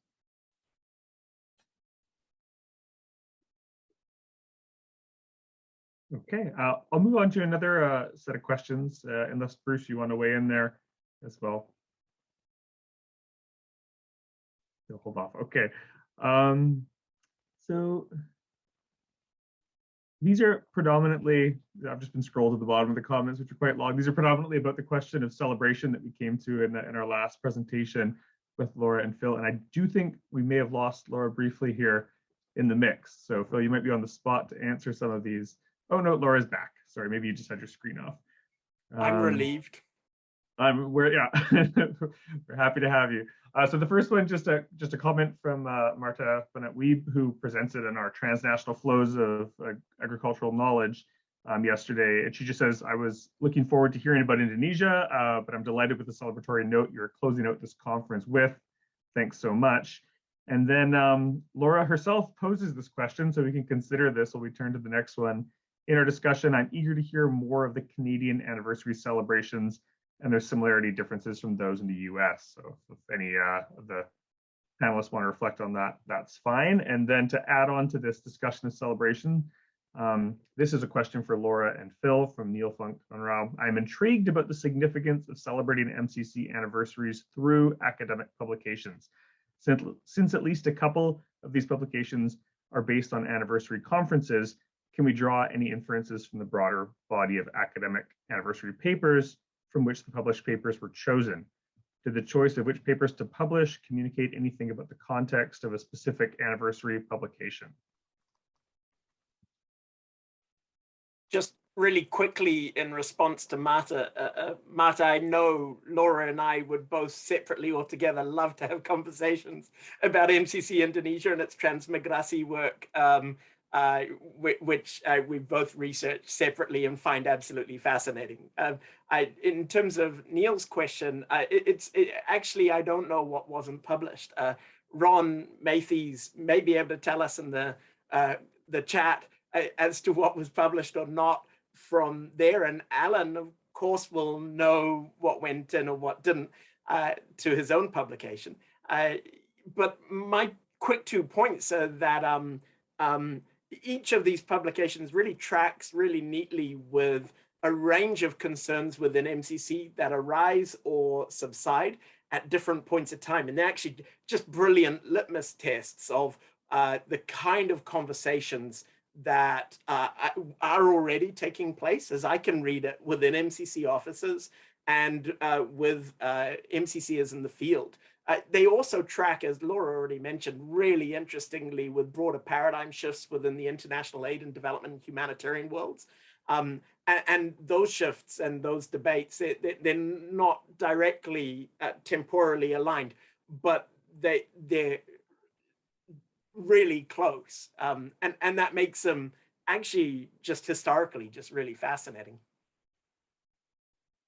I was very struck with the papers, or just a comment on the first day that someone made about MCC being late to the party. And from that comment on, throughout in the back of my mind through this whole conference, I've been thinking, in which points was the prioritization of different issues coming up? When was MCC leading on that? And when was it perhaps a decade or two behind, where conversations were happening in other relief and development or humanitarian or church circles? So I think some sort of expanding, compressed timeline on that, not only with larger church phenomena like discussing the social gospel and having that even the phrase even be used, but then also, for example, in participatory development, the people who were cited in both of the agriculture panels, what were the sources that they were using as well? And how much of that were they drawing from their experience with MCC, which certainly overlaid with the post-colonial contexts in Africa, with a reference to Merrill Ewert's work and others. So yeah, the influences from without certainly having a great deal of impact, which is not necessarily always evident by reading internal documents. I mean, I would add that it's the case that all three of those publications you highlighted, including the one I edited, the authors are overwhelmingly white. The Table of Sharing book does have an essay, as you noted, by Tobin Miller-Scheer that interrogates MCC's whiteness. But certainly that is a huge, and including this conference too, I mean, that's a huge growth area in terms of, especially as MCC's staffing becomes, you know, both national staff as well as what we call in MCC internal lingo service workers, as those become increasingly from the global South rather than from Canada and the United States.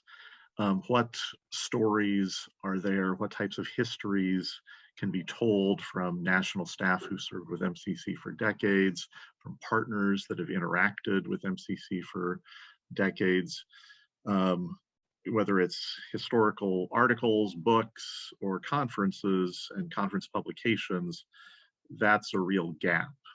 And it's easy in some ways to default to researchers, and I say this as an editor who, you know, edited a publication. It's easy to default to academics who have access to different archives, but then you're not getting a full picture of the voices and the stories and the critical reflections from the different people who have engaged and been part of and have shaped and the construction of the MCC story.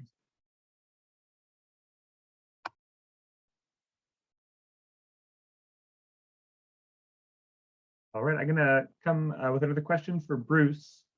This is from Andrea Schley. She says that, Bruce, you mentioned that priorities set by Global Affairs Canada were impacting access to funding through Canada Food Grains Bank. As funding sources in MCC shift, to what extent are MCC priorities hindered by dichotomy from the priorities of its funding sources or influenced by these sources? In the future, do you foresee MCC needing to conform or hold more flexible priorities, or would MCC hold to its own discerned priorities and accept funding consequences? Yeah, good question. That's something we wrestle with or have wrestled with for a long time. I guess I would say number one, because of, very generous donors to MCC, because of church commitment to MCC, because of our thrift network, we have we have resources that are quite flexible, so that we don't have to, we're not especially reliant on external funding and those, and the boxes that come with that. With that said, a large portion of about a quarter of our international program budget is funded through Canadian Food Grains Bank, which receives substantial funding from Global Affairs Canada. So we are a bit more restricted there, but I was trying to say it kind of narrowed, and then now it's kind of opening up again, which is more in keeping with our approach. I guess I would say, and then maybe just another comment would be, what we've heard from board and from leadership is that we pursue external funding when it fits our priorities. We pursue external funding when it fits our principles. We pursue external funding when we have capacity to deliver.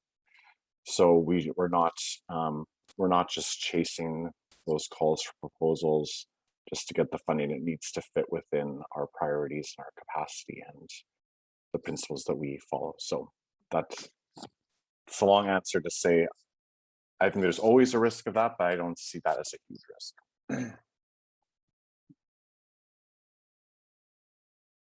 Thanks for that answer, Bruce. And we are not done with the question about celebration and commemoration, which has clearly struck a good sort of nerve with our audience. So Laura and Phil, we have another question. Do you see any downsides to MCC's propensity for self-critique, Are there any external consequences? I saw maybe a little bit of that in Phil's portion, saying that self-critique can sometimes preempt further critique, right? It can be sort of a defensive mechanism perhaps, but maybe you want to reflect on that.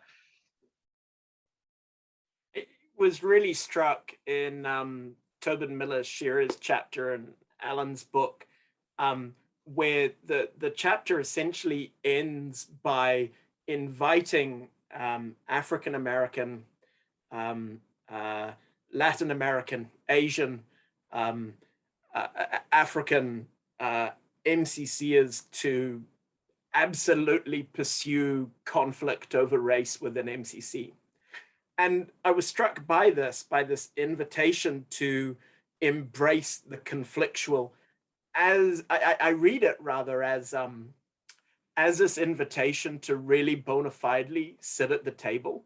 And that's because to critique MCC is to belong to MCC. It's to be a part of it. And so this table of sharing, which the book has, which is a gorgeous metaphor and absolutely Eucharistic, but also conflictual. And to be at the table is to engage in the family squabbles. And I thought that was just really evocative to think about it as critique as belonging.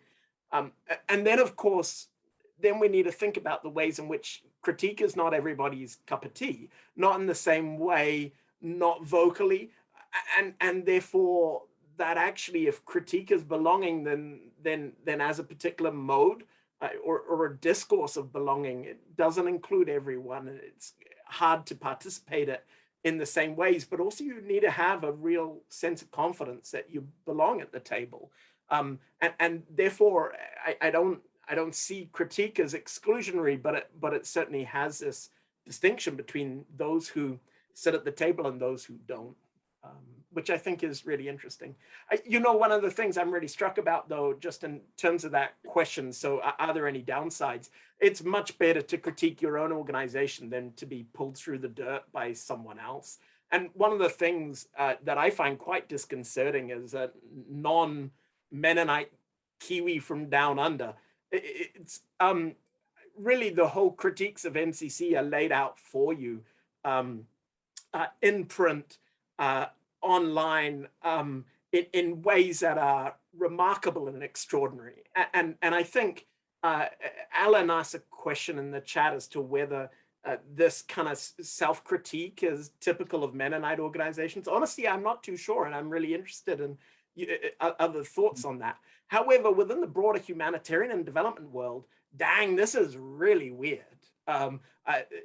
Mostly NGOs want to go, give us your money, and they think that they need to erase the shadows in order to legitimate themselves.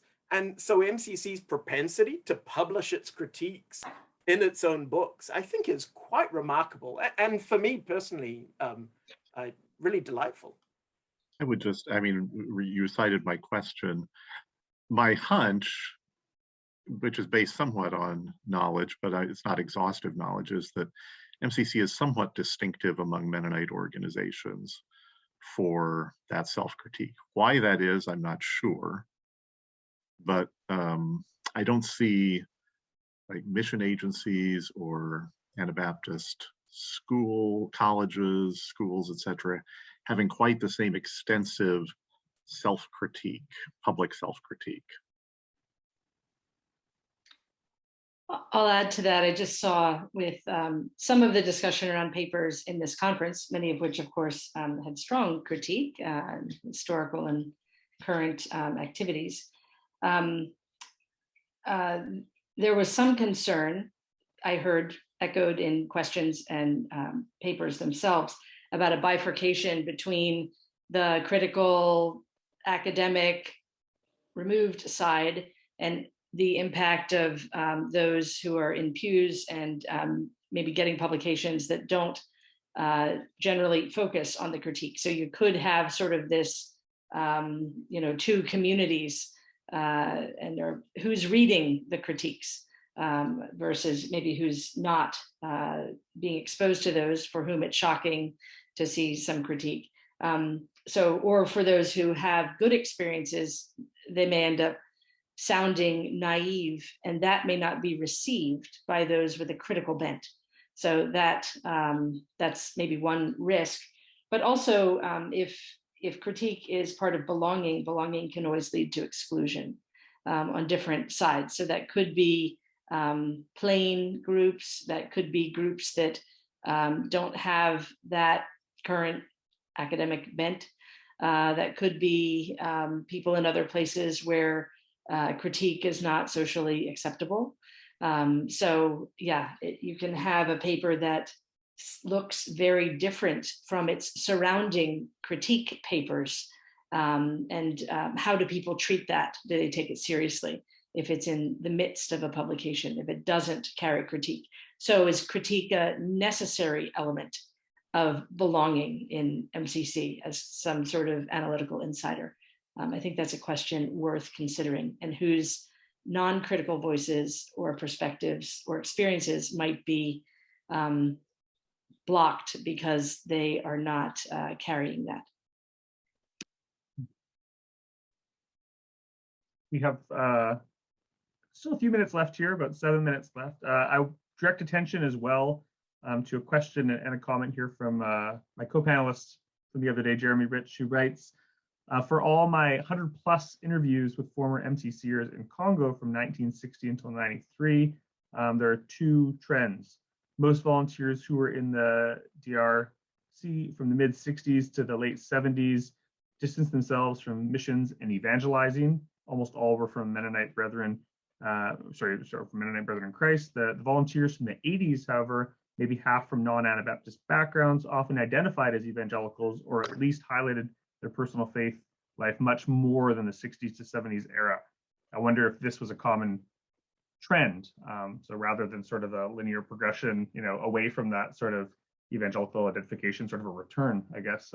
Any thoughts from the panelists? I don't think it would be uniform across. I think it would, I know the different MCC units over time, and it could shift over time, would take on certain characteristics. And I know a former MCC administrator who talked about, okay, sending certain types of workers to certain countries because they'd be a good fit there. And so definitely, I'm thinking of like MCC programs in the Middle East in the 80s. I don't think that probably there'd be the same trend of seeing more, evangelical workers in the 80s in those programs. I'm guessing the similar dynamic in Latin America, or at least in parts of like maybe Central America. But yeah, I don't know, maybe Laura and Phil have thoughts from their research in Indonesia about what the shape of MCC workers were in the 60s, 70s, and 80s in Indonesia. So it's fascinating because I also think there isn't a clear linear trend. And as with Alan's comment, absolutely, the MCC programs are changed by the people who are part of them. And in MCC Indonesia, I too did a whole bunch of interviews with MCCers right back to the 1960s who had been in Indonesia, and the program becomes heavily missionizing at certain points, which Laura and I could certainly talk more about. And then at other points, heavily technical, professional, and there's no linear trajectory as to where that more evangelical missionary impulses and where that more professional impulses kick in. They actually can operate within the same program at the same time in slightly different parts of Indonesia. And I see that as an ongoing tension, which in many ways is intentionally not resolved. So it's not concluded and settled for all time. And this is because the Mennonite Central Committee absolutely wants to claim its Mennonite and its Christian mission, and yet that's not an appropriate dynamic at all points within Indonesia's history, nor in different communities in Indonesia. And so this articulation and then this disarticulation of a mission of service are both dynamics that are ongoing interplaying. want to quick jump in and highlight Patricia Harm's most recent comment in the chat, which I think is really pertinent about MCC allowing itself to be critiqued by those they encounter. And I think that's a really good point. I mean, in the 70s and the 80s, there's this missiology of listening and of saying, let's take a step back and not so focus so much on doing, and as really it originates in MCC programs in Africa, but expands out to the rest of the MCC world, and focus instead on listening. And then part of that focus on listening is hearing critique. Now, of course, MCC, I'm sure, has often closed its ears to critique. I know it's often closed its ears to critique in many different ways, but that focus on calling itself to listen to local voices is probably one form of that critical, self-critical celebration. I'll just add to Philip's comment there that historically, again, from 1960s onward in MCC Indonesia, you would often have people on the same team with slightly different or bifurcated or identified roles as those that would be more involved with the church or more with technical tasks, although still involved with local churches. So sometimes that could even be at the same time in the same location. And maybe just on Alan's point on critique, like the one point I didn't mention from my paper was that over the last decade, we've engaged at least 2 or 3 different exercises with partners globally to say, okay, what's your assessment of our support, MCC support, and then there's clear recommendations that have come out of that. So, and the recommendation is that, we need we need MCC support more in training and participatory planning, monitoring, and evaluation, which now maybe goes to my other point, which is, this binary about, okay, maybe as Philip, as you said, professional versus evangelical. And I guess I would say that those people can exist on the same team. They can also exist in the same person. Great. Lucille, do you want a last word in here as well, just before we wrap up? Yes, certainly. As I was listening to this discussion, I was thinking about a spirituality wheel suggested, a paradigm by a scholar named Urbane Holmes. I don't know if people have heard of him or not. And he has developed a wheel of spirituality in 4 quadrants, and evangelicalism and social action are in the opposite quadrant. And he argues that for growth, people need to grow from one, that we have a primary spirituality, but we need to be open to growing from one to the other. So I was actually thinking about that when I was doing my research for my paper as well. The social action versus Mennonite brethren here and elsewhere. So so that's just something that I've been thinking about, and it's not an answer, but it might be an explanation for some of the difficulty of crossing those boundaries or those lines. But as Bruce just mentioned, it can be in both of us. I mean, it both can be in any one of us. So those are just a thought that I had. Okay, well, thanks so much. This is such a nice way to end off our conference here. You all didn't disappoint. And we've been joined in the room by several other folks that took part in the conference as well. So I'll just ask those that have joined us to turn on their screens if they can, or if they're willing to, as we kind of enter into the final thank yous and goodbyes and wrap up for our conference. So you can take a bow, pat yourself on the back, give yourself a round of applause, because this has really been a pleasure over the last few days to go through this. I think I looked at the list and I thought about my back and my neck and sitting in a chair for a period of time, and I was a little bit apprehensive, but really it really has flown by, and I have no issues to complain over aches or pains, or at least I'm not feeling them right now. And so it's it's a pleasure and a bit sad to wrap up this this event, which is obviously so long in the making, you know, and has been postponed, of course, and we've reconvened here over these few days. There's no easy way to tie together all of the fascinating papers we looked at, so many divergent topics, but they're uniform in their strength. It was really a great group of presentations, and you know, we have had a nice engagement with our audience, which has always been kind of a hallmark of Mennonite Studies conferences in the past. You know, I think there was always about 80, 100, 140 people in the room for any session we had, even those that were gracious enough to go at 8 a.m. this morning. You know, the other thing that I really liked about the conference was this crossover, right? Of course, we had academic to practitioner, past and present. They were on our panels with us. If we were on the academic side, they were in the audience. Sometimes the people that we interviewed for our stories were also in the audience. And that was great, right? That doesn't really happen at the professional association meetings for historians, like the American Historical Association, for instance, in which there may be 5 people in your room and there's kind of a complete separation. So it made some of us uneasy at times in a good way. I think Kevin alluded to that at the start of his presentation earlier today. But that's a really important ability, right, to speak across those divides. And I hope for the MCC side of the equation, right, that it was useful as well going forward, right? The critique, you know, as well as the celebration, as we just finished talking about. Yeah, and I just want to go forward quickly here. Things don't end off with this conference. We have a couple ways to continue to engage.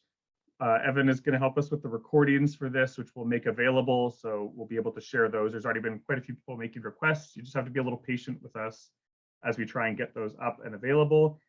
And then really kind of in the next week or two here, I'll start to pull together the planning committee from the conference, as well as my own editorial board at the Journal of Mennonite Studies. And we'll start to make invitations for select papers to be published in JMS in 2022.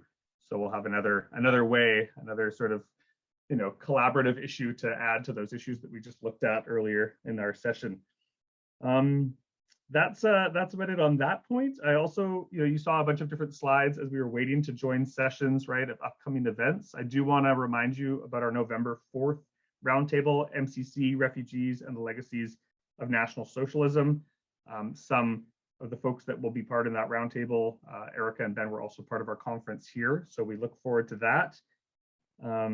You know, and I encourage those that are considering joining that roundtable to also read the sort of masterful collection of scholarship that Alain's put together in Preservings, right? Exploring this from all different angles. So try and read that before you attend the roundtable, and you'll have or intersections.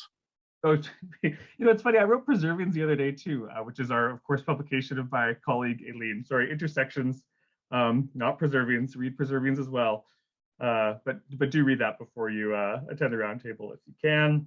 You'll also have noted some ads for Conrad Grable's Indigenous Mennonite Encounters Conference in 22. And finally, for our upcoming 2022 fall conference, CTMS is hosting, which is Departing Canada, Encountering Latin America. So that's looking at another centennial, the 100-year anniversary of the migration of Mennonites into Mexico and Paraguay, and its many long repercussions. So there is actually a pretty compelling MCC story there, and about how MCC is related to those colonists over the years. I think John Eicher referred to Menno colony as being kind of inscrutable or difficult to understand for MCC as it was working to reestablish or to settle refugees in Paraguay. So please do consider sharing that information, submitting a proposal for that conference. Noting, especially, I think, as I like to remind us that this is one of the fastest growing Mennonite populations in the world, right? Mennonites in Latin America and in Canada as well, if we consider return migration, if we want to term it that way. Okay, now on to the thanks. Special thanks, especially to Jeremy Wiebe and Aileen Friesen, my colleagues at the Center for Transnational Mennonite Studies, who have helped me in so many ways as we put together this conference and communicated and put together advertising and promotions. And of course, Alain, who we've sat down together multiple times over since I think the fall maybe of last year to discuss this conference as well. So my co-organizer, I thank you. But I really do have to acknowledge I can't take credit for any of it, right? Because as a newly arrived person in this position, the wonderful lineup that you took part in over the conference was put together with my predecessor, who's here in the room as well, Roy Lowen, along with Alain and the members of the planning committee, who I'll name here, and that is Esther Aptison, Elide Friesen, Lucille Marr, Stephanie Stobie, Ruth Rempel, Kim Sabanda, Anna Folks. So thank you so much for this, right? I wouldn't take credit where it's not deserved. You're responsible for this wonderful outcome we have. And I just want to conclude by thanking major contributors to the conference, of course, MCC Canada, MCC US, the Mennonite Historical Society of Canada through its Divergent Voices of Canadian Mennonites Committee, and the University of Winnipeg and Canadian Mennonite University. That's all I have to say. I think Rick might jump in here with a few words as well from MCC. Is that right?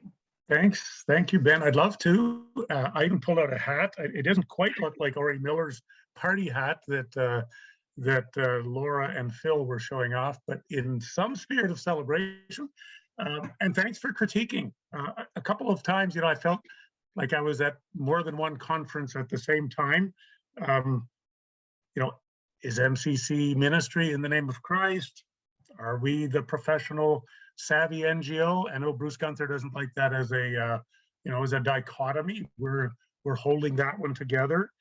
MCC is a place of personal growth and transformation and individual agency, or MCC as more a place of structural and societal change. And then this shadow and light metaphor that came out a number of times. Glimpses of MCC as a space where there's hopeful visions of a better world being enfleshed, and other times a space where there are deep flaws in MCC, causing us to move into a space of more humility, maybe even confession. So thank you for poking us and prodding us. Even at our birthday party, we would expect nothing less. So I had a list of thank yous too, Ben. I'm going to say, like Ben said, to you and your conference organizers, a really rich couple of days and very grateful. Thank you all, and thanks be to God.